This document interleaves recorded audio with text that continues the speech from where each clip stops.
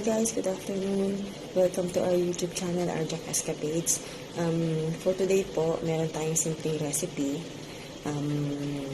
Mainam po ito for breakfast, pwede rin pong pang merienda. So, kalimitan, di ba, minsan pagka namimili tayo ng mga prutas, may mga naiiwan, like for banana. So, minsan di natin namamalayan na sosobrahan na siya ng hinog. So, dahil minsan sobrang hinog na ayaw na natin siyang kainin. Pero, wag niyo po itatapon kasi meron itong pakinabang. Pwede natin itong gamitin para makagawa tayo ng banana cake. So, for today's video, yan po ang ating gagawin. So, I hope you enjoy the video. And sana po, panoorin nyo ng buo. And please like and subscribe to our YouTube channel sa mga hindi pa po nakasubscribe. And so again guys, thank you so much. God bless you all and stay safe.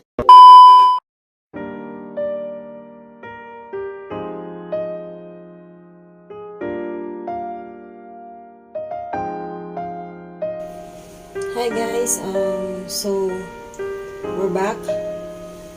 For today we're going to bake banana bread. So for the ingredients, we have all-purpose flour, 2.5 cup. Okay. We have 2 cups of sugar. We have 3 eggs. We also have the vanilla extract. We have half teaspoon salt,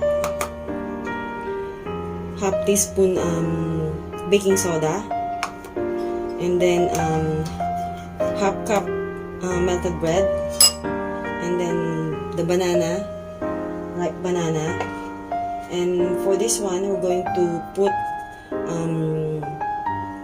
grinded almonds. Okay, so mix the baking soda. Okay, salt. Okay, just mix it, and then set aside. Okay, then we have also to mix our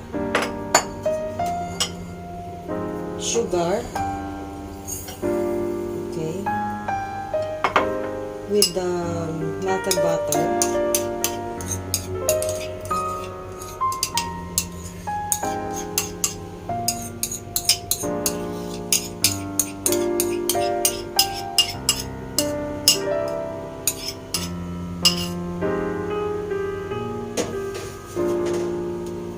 Just mix all together.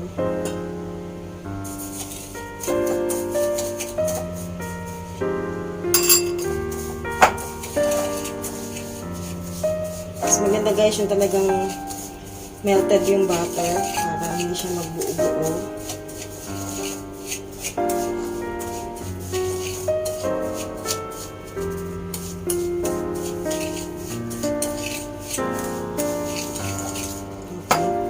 Then, after that,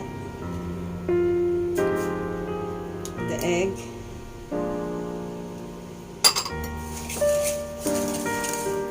Mix all together.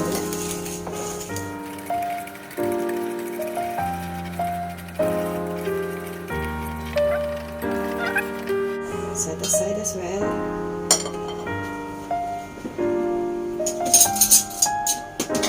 And then, for the banana, just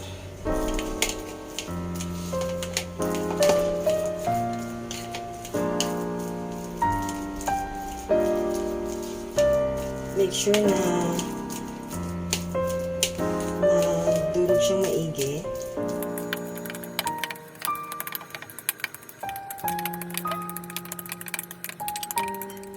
So ayan, okay na siya guys. Now, next step is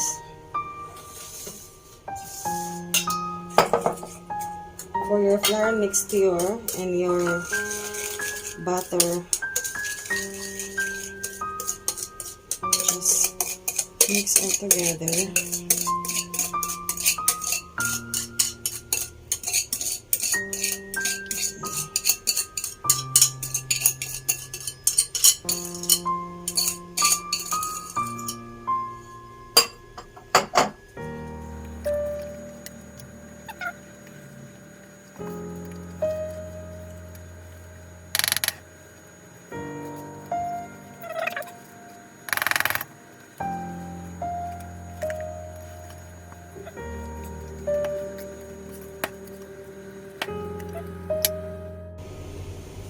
So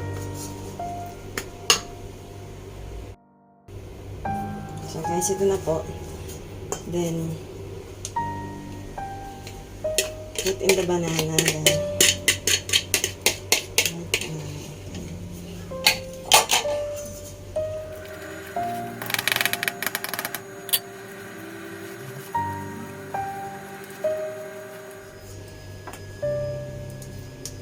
put at least a drop of vanilla.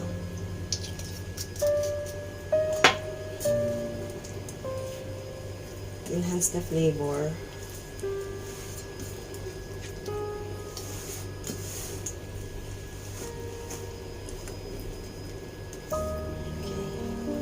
Then you can put on also your grinded nuts.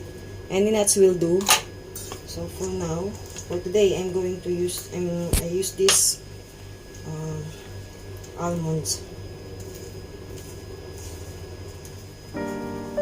Just mix well.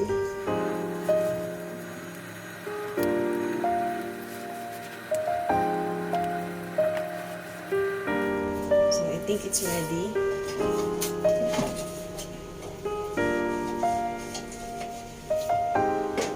So we already have prepared our baking pan with greased ng olive oil. So just pour in the back pan.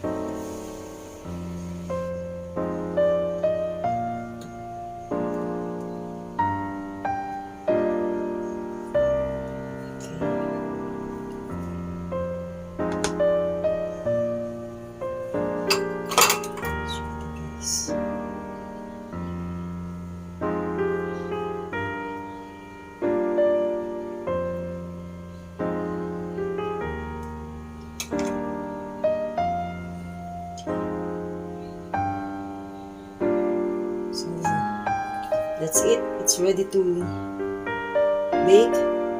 And then later, check na lang natin yung finished product.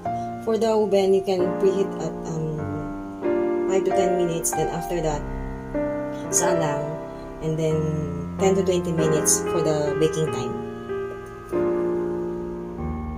Meanwhile, so guys, ito na.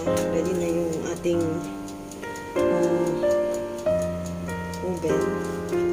So just put it inside. Okay.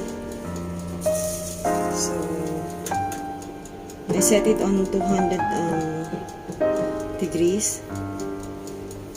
So let's wait for like 10 to 15 minutes. And then check natin kung pwede na or kailangan pa ulit.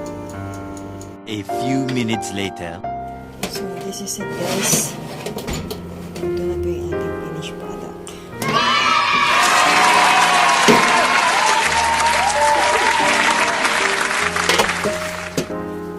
Ayan na po siya. Ating finished product. So again, guys, thank you for watching. Hope you enjoyed the video.